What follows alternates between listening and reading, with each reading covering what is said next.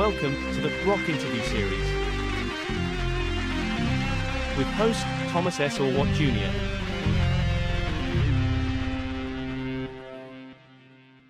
Welcome to episode number 61 of the Rock Interview series. I'm Thomas Orwatt Jr. It is August 23rd, 2022, and for this feature, I have guitarist, vocalist, songwriter Pat Travers as my guest. Pat Travers released his first record in 1976 and quickly established himself as one of rock music's most dynamic performers. During this interview, Pat talks about his new incredible record, The Art of Time Travel, his battles fighting anxiety, and a detailed discussion about his career from the very beginning to now. So here he is, Pat Travers. Good evening and welcome to the Rock Interview series. We have episode number 61 today, and we have none other than Pat Travers, guitar legend. And if you ask any guitar player that knows anything about rock music, they are always going to cite this man as an influence. Mr. Travers, how you doing today? I'm just fine, thank you. Yeah, I'm doing great. Cheers. And you have a new record that came out last Friday called The Art of Time Travel, which is absolutely amazing. As all your records have been really amazing, but this one really seems special. Yes, it is. I negotiated that the deal for that record just as the pandemic started. So all of a sudden, we lost every show we had in 2020, but we had a new album to work on. So I decided that it was going to be my best effort, and in every way. So put a lot of time and thought into it, and I'm very happy with the result. Yeah, I mean, there are some great tracks on there. I want to talk, the first track I want to mention is the song that they're kind of promoting as a single called Ronnie, which is a tribute to the late Ronnie Montrose. Tell us a little bit about that song, and obviously your friendship that you had with Ronnie inspired you to write that. But what else can you tell us about that song in particular? Well, it's basically that simple as you laid out. Ronnie was a huge influence on me growing up. When I saw him not with Montrose, but he was playing with Edgar Winter, lead guitar. I was about 17 or 18. He wasn't much older, but he just looked so cool. Because back then I was just the lead guitar player. I didn't do much singing or anything like that. So he was my kind of mold, the way just the intensity and aggression and energy that he had. He was like a coiled spring. And then many years later, not too many, we got to meet, and then we did some shows together, and we just had a great friendship over the years. Yeah. So I kind of miss him. And one night I was getting ready to go to bed. It was about 2 a.m, and on my XM favorite screen, I was just about to shut it off, but I saw a live Ronnie Montrose tune. So I listened to that, and then I went, I'm gonna write a song for Ronnie. And I basically wrote most of the song right there in the next half hour. But it's a cool tune. I like it. I like playing it live. Yeah, I mean, his life really had a very tragic ending to it. Were you friends with him all the way up to the very end? Yeah. And that was a total surprise, how that's the way it is with suicide. People are surprised. Yeah. That particular year, he was the first of 3 friends that I knew that, made the mistake of getting rid of themselves. But wow. Yeah, it's tough. Yeah. But anyway, it's a good song, and it makes you happy. And that was my point. Yeah. I think it makes a lot of people happy. The title track from the record too, I think, is outstanding. Thank you. And it's so important to have a good standoff, a lead-off track for a record. And again, I think you did a great job with this one. Give us a little background on why you decided to go with that title in particular, and a little bit about this the song as well. A few years ago, my whole life I suffered from extreme anxiety, like a whole bunch of other people. And back around 2016, I resolved to try to fix this or understand it and deal with it, which I'm not going to go into everything, but it was pretty simple, just lots of exercise and breathing and mindfulness, and you have to practice those things. They don't all come in a day, it takes some time. And so I was able to do that. And one of the things I realized that I did in my mind that caused me a lot of anxiety was to think about and anticipate horrible things in the future that were probably not going to happen, but you get wrapped up in them about a loved one or something like that, some horrible event that's never going to happen, but you start thinking about it. And then if you're not doing that, then you're thinking about some bonehead play you made about 20 years ago, and you're beating yourself up about that. So I kind of realized that you just need to live right down the middle here, right where you're at. And then also mindfulness was kind of an easy thing for me because I've been training in karate for 18 years. And, you have to have focus, which mindfulness is just another word for focus, Yeah.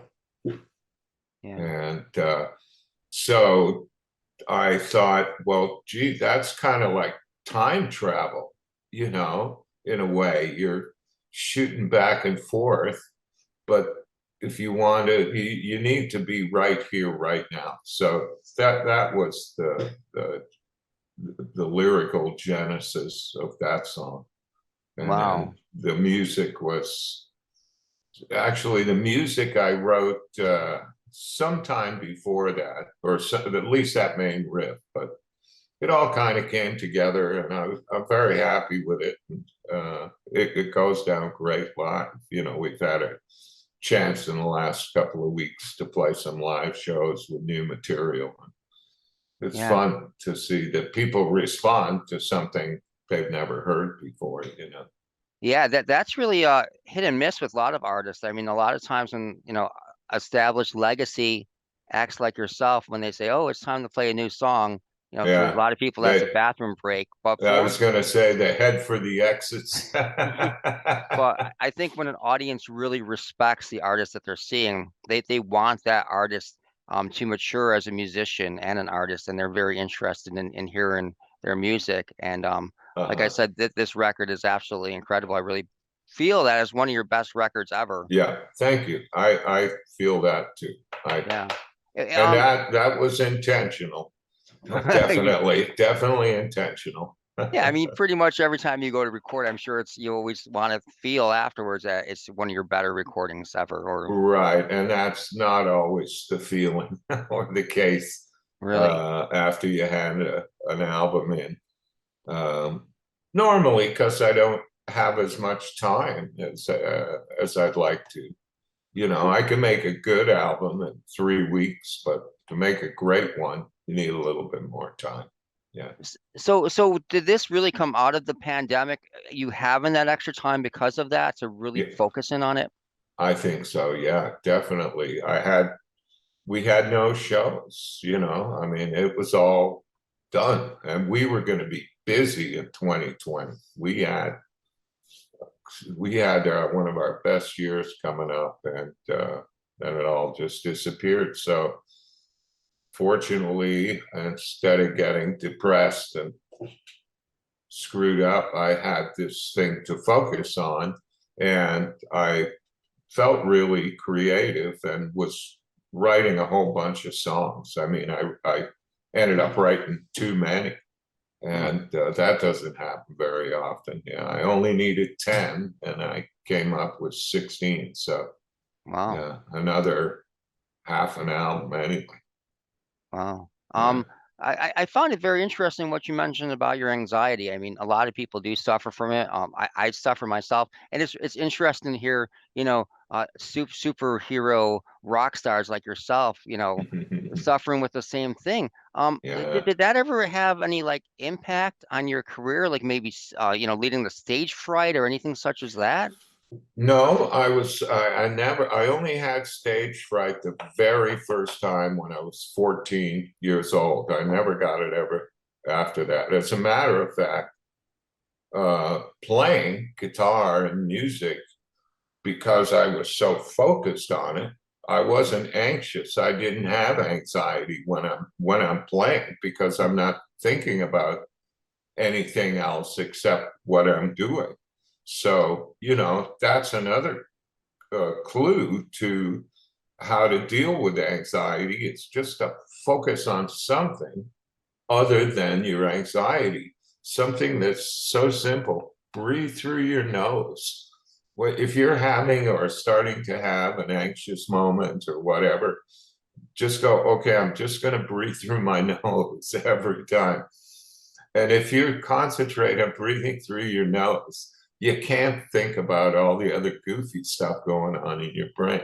So Yeah. little tricks like that you can come up with. You can go full on meditation with some really good breathing, and start to visualize a beautiful place. And I did that too for a while, and it worked. But the main thing is it takes practice, and it's not going to happen the first day you try it. But I just suggest the first thing is get out and walk, get outside and walk, walk a half an hour one way and come back. Don't worry about a mile or 2 miles or any distance. Just go, I'm going to walk for 30 minutes in this direction, and then I'm going to turn around and come back. And try to pay attention to your surroundings. It actually works, Yeah. but you got to make yourself do it. Yeah, and like you did, staying fit, I think was key too, Yeah, because a lot of people have anxiety because they feel like they're going to have a heart attack. But if you do you're everything right. you can to, try to avoid that by staying fit and eating healthy, then you could really limit your chances and of Well, that's the other thing. Being out of shape is a source of anxiety. So it's like, oh, I'm a piece of shit. Give me that Haagen-Dazs, or give me that big bag of Doritos.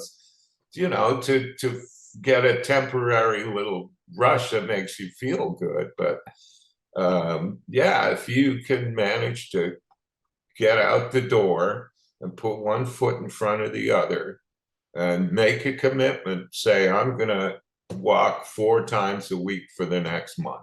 I mean, it's as simple as that.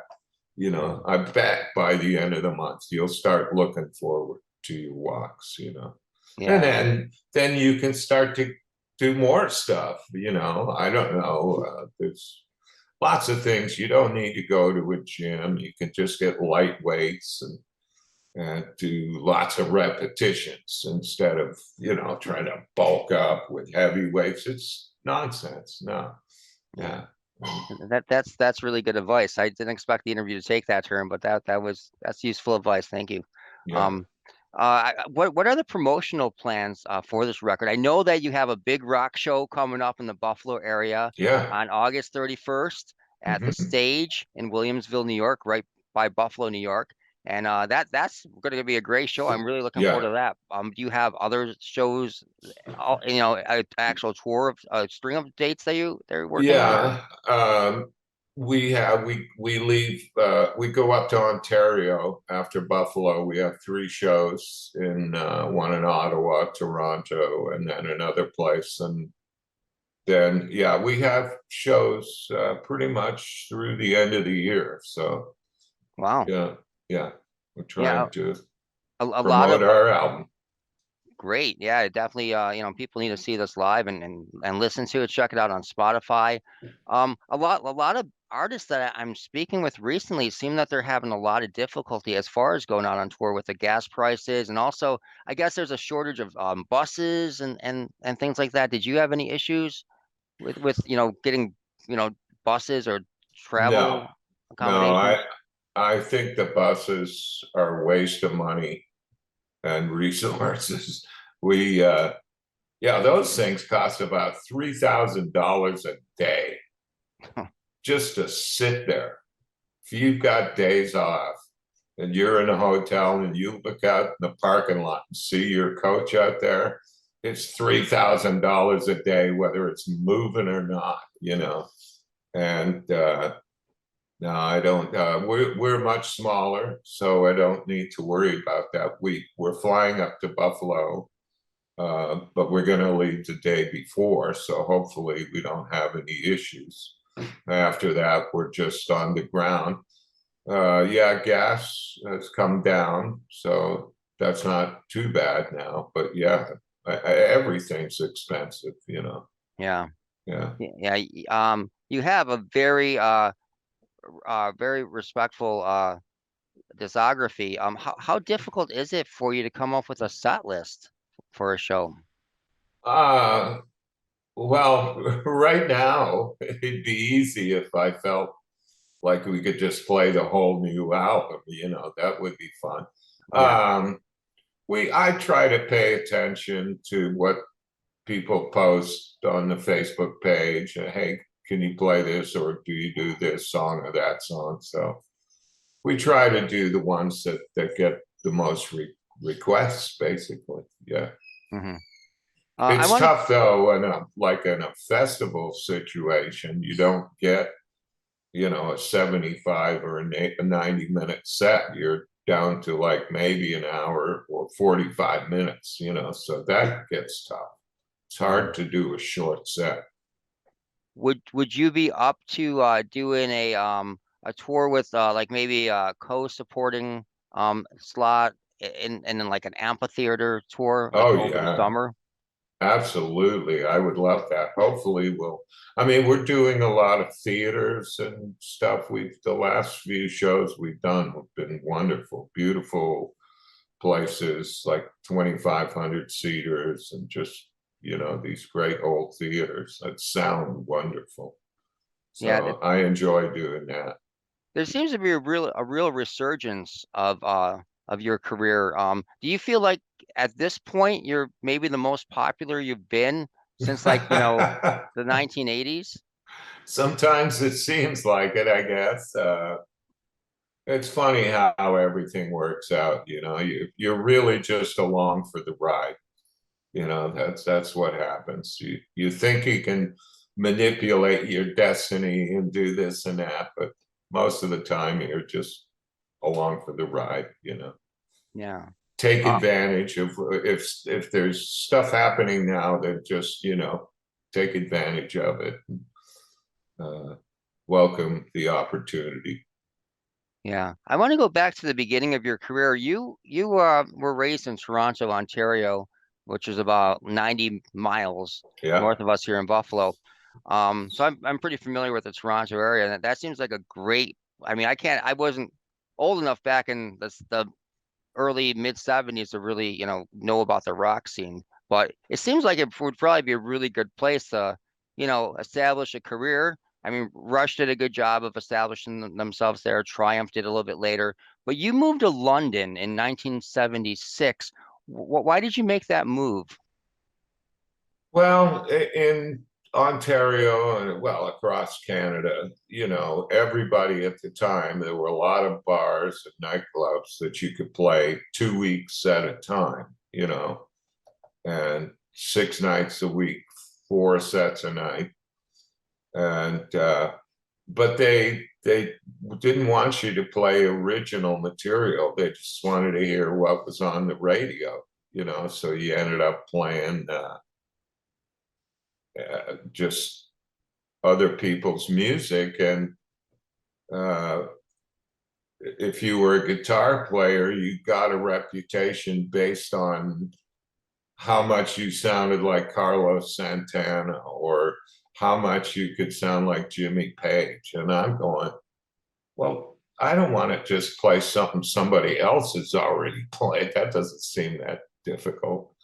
And so it was difficult to find guys to play with it, you know, and I wasn't a songwriter then yet.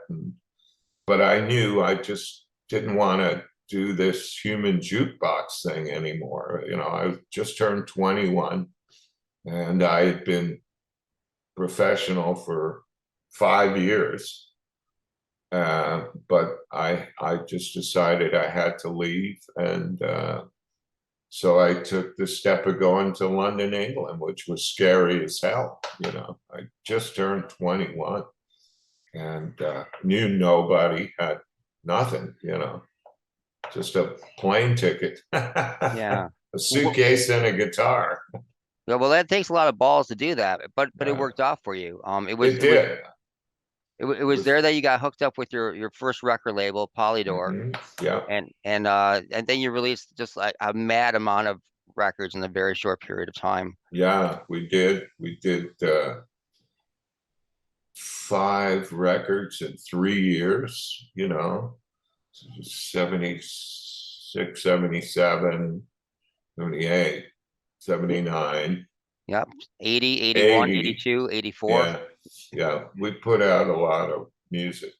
Yeah. Now, in retrospect, do you kind of feel that, was it the record label that was pushing you to release all this, or was Well, you know, back then, if your album didn't take off in 3 months of from release, PR, if it didn't get really going good, then it was time to do another album, you know. So that's how it worked back then. Nobody felt there was a shelf life beyond the first 3 months of an album release, you know. It just didn't happen very often. And it really wasn't until the advent of CDs that all this stuff came charging back, you know, and it was accessible to people. So as opposed to having to buy a piece of vinyl and having a record player, now you can make an audio file on your phone, you know. So yeah. That I think is really why we're still stuck with all this music from 50 years ago when you turn on the radio. You know? Well, I think a lot of it has to do with now it's so easy to find music or to access music. You know, kids, anybody can go back and listen to every single Pat Travers record they want to listen to now on Spotify, where before you'd have to buy them all. Right, you know? exactly. And that's but like now you can check out other people's playlists too, right? So you get exposed to things. And kids are great these days. They really don't care if they like the music. It doesn't matter if he's dead or alive, black or white, you know, it just doesn't matter. They like what they like, you know. It's not so much the personality of the artist. You know, they just like the music they like. Yeah. When you signed to Polydor, were there other labels that expressed interest in signing you at the time? The only one that I found out about later, after the fact, was Geffen. Right when Geffen launched his label and he started paying out big bucks for Guns N' Roses and this and that, and he had tons of people. And I guess they made an offer to me through my original manager, who I had fired. So that's why I never heard about it, you know. Yeah.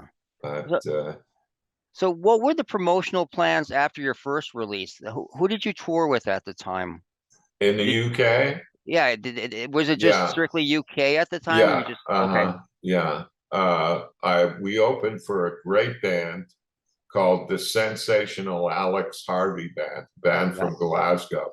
Yep. And they never translated to the US, which was a shame. They were an amazing band and great performers, a great stage presence.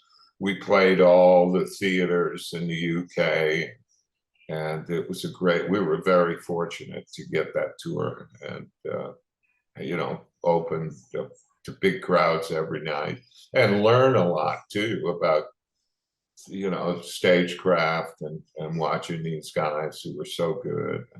Funny too. Of course, you couldn't understand a damn word they said. They were from Glasgow. At the end of the night, they have a few drums there. It's like, what's he saying? Yeah, so that was the first record. Then you had 2 records that you put out in '77, Making Magic, Putting It Straight. Yeah, Putting It putting Straight. it, just putting it. Yeah. Yeah, So- I drop the G's. I do that. I drop G's. Yeah, all good albums. Putting It Straight, especially, was a very good album, I think. Yeah. So at that point, are you playing in North America at all? Or are you still just in Europe, in London? We had just started in '77. We came over for just like a couple of weeks and did some shows in Florida and Texas and a showcase in LA at the Whiskey. And then we went back to the UK, which was tough because the whole punk thing was in full blast mode in '77. And we didn't fit in with anything back in the UK by that point. Yeah. So that's when we decided to move to the US, and we did that January 1st, 1978. So Okay, and then that was the year that you released Heat in the Streets. yeah. The music scene in America, in North America at the time, though, is disco. Well, yeah, it's funny. Of course it was, and it pissed us all off, right? But I don't remember it now. I don't think it ever truly got in the way of rock bands, classic rock bands. I don't think disco fans left, for the disco, rock fans left for disco. I can't see that many people. So yeah, but I do remember that there was antagonism for disco. Yeah. So were you who were you I know there's a Rush tour someplace in here. '78. Yeah. So that was '78. Winter of '78. Yeah. And what do you All the remember from that Sheds. particular tour? It was what? No, it was cold and snowy for the first month. Yeah. There was but it was great tour because although Rush wasn't a mega juggernaut they ended up being a couple of years later, they had a great following, and we played all the Sheds, and so that was like 7,000 to 14,000 people every night, and for a brand new band just starting out, it was a great opportunity, and they were super guys, and we got along real well. So Yeah. Well, maybe you can teach me how to time travel, and I can go back to 1978 and see a Pat Travers Band Rush show. I would really yeah, love to see that. yeah, that was something. So then 1979 is a huge year for you. You released your live record, Live Go For What You Know. A single live record. Was there any talk about that being a double live record at any point? No, as a matter of fact, all it was, we had, I guess, in our contract, a live album option. And I had done 4 albums prior to that in just 3 years.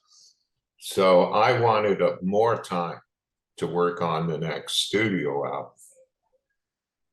So that's why at the end of the last tour in '79, we recorded the last 4 or 5 shows in Florida.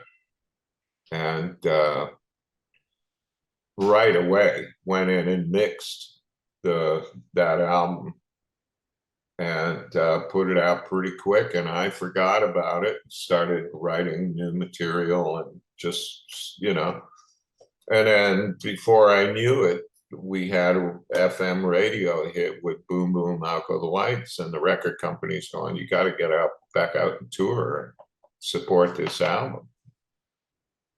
So we did, and that kind of worked out too, because we go out and play for a couple of weeks and come back, and I'd work in the studio. So I wasn't working on the whole album all at one time. I was working at 2 or 3 songs at a time. And that's sort of how we did the new album, which I find is a better way to do it. Instead of just working on this entire thing, just work on 2 or 3 at a time and get them sounding great.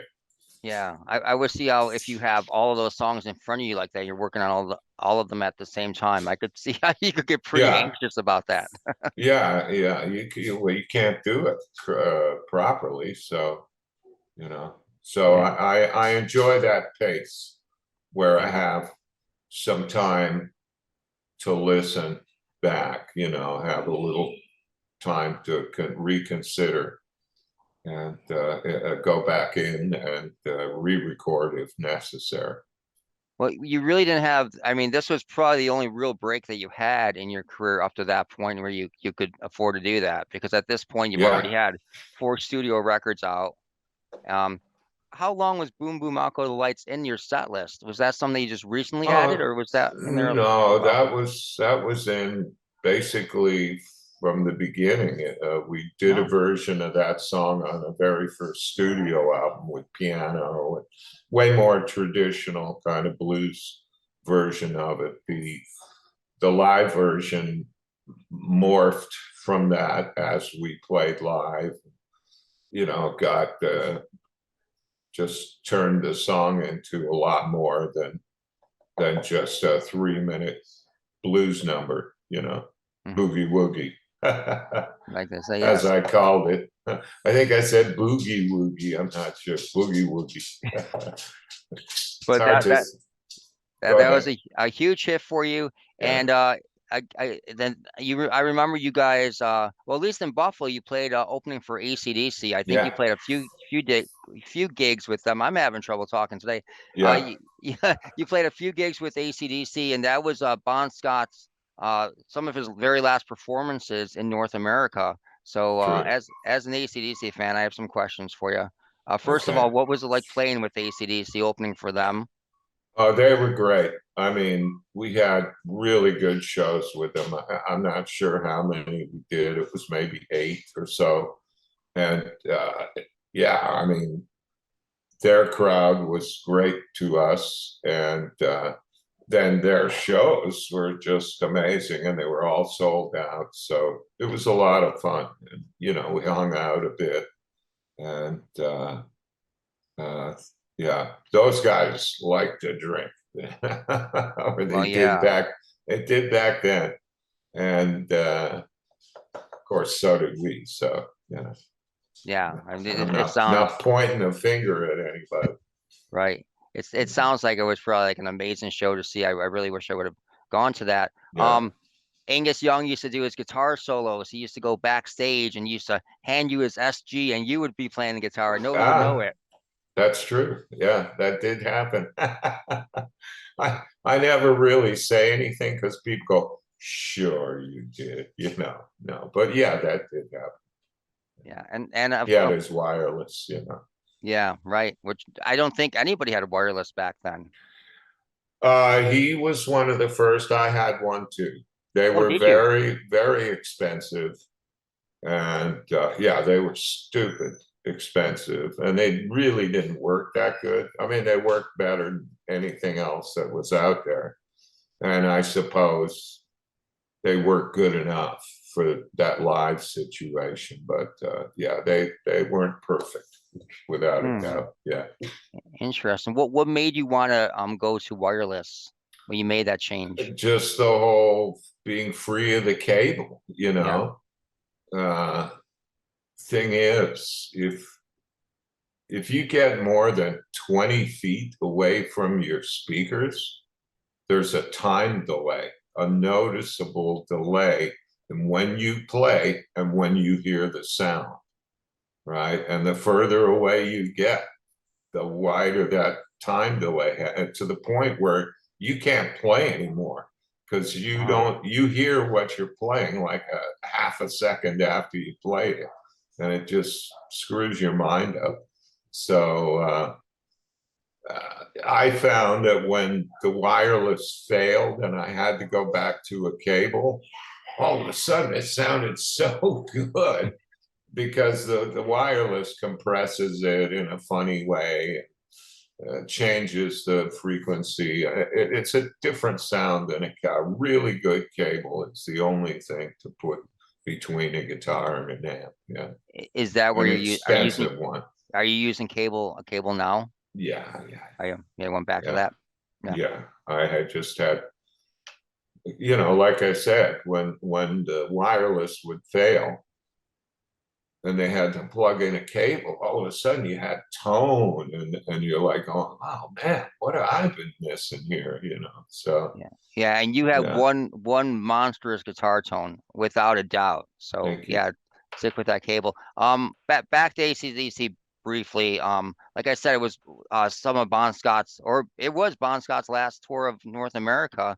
Did you have any interactions with him, and what was he like? Oh, he was a sweetie. He was a great guy. Just a super gentle kind. He wasn't aggressive in any way. He was just a nice guy. Yeah. A nice Scottish boy. He was from Glasgow. They all were. Yeah. Except they all ended up in Australia. So they were more of a Scottish rabble rousers, coupled with that Aussie upbringing. Yeah. There's something. Were you shocked to hear that he passed away, or was it something like you said, there's a lot of drinking on that tour? So did it surprise you or not really? I hadn't known that many people who died from alcohol poisoning or died from getting too drunk. So he was such a seasoned drinker. It's hard to imagine that something like that happened, but it did, so yeah, hopefully it sobered a bunch of people up. I would hope. Well, at least in the band, I would think. Yeah. I don't know. I bet they went, oh, Bond's dead. Fuck, give me a drink. Maybe that's know. Quite a tragedy. Yeah. Yeah, it was a big tragedy. Yeah. So 1980, another big hit record for you, Crash and Burn. Snorting Whiskey. You couldn't go more than an hour without hearing that on FM radio back then. It was such a monster hit. Yeah. Silly little rock song. It was fun. Great riff. My other guitar player, Pat Travers, was late for rehearsal, like really late, like 4 hours late. And when he showed up, he was in pretty rough condition. And I said, what have you been doing? And he said, snorting whiskey and drinking cocaine. And I already had that riff and I went, wow, that sounds like a song title. So I wrote that song in about 11 minutes. Yeah. Wow. That's incredible. Did you know right after you wrote it that I think we have a hit on our hands? Was it obvious to you? No, I don't think so. I mean, it was obviously that riff when it hits is pretty catchy. And then, of course, it's an aggressive rock and roll song.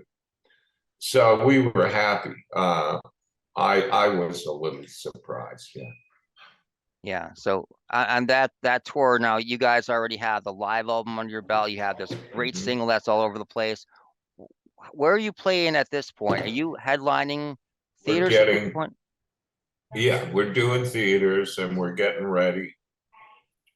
To go to Japan, make the transition from theaters into headlining with another album.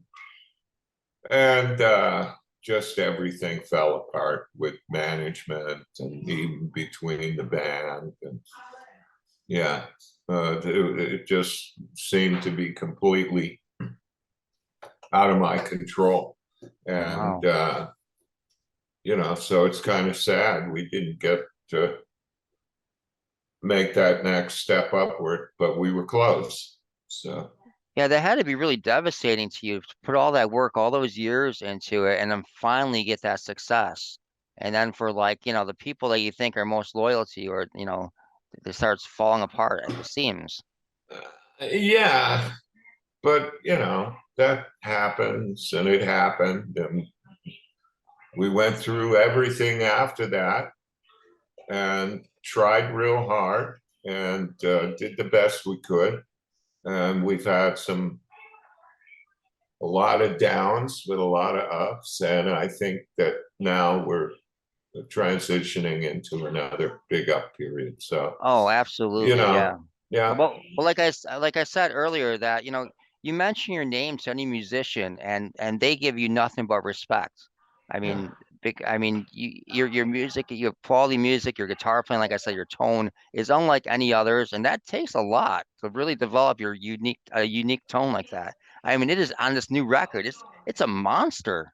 It thank you. really is. Yeah, You're welcome. yeah, yeah. I tone is important to me, and you know, I've been around long enough now to know that some of the they're actually very simple tricks, but uh, Well, a yeah, lot of it, I hear a lot of it's in your fingers.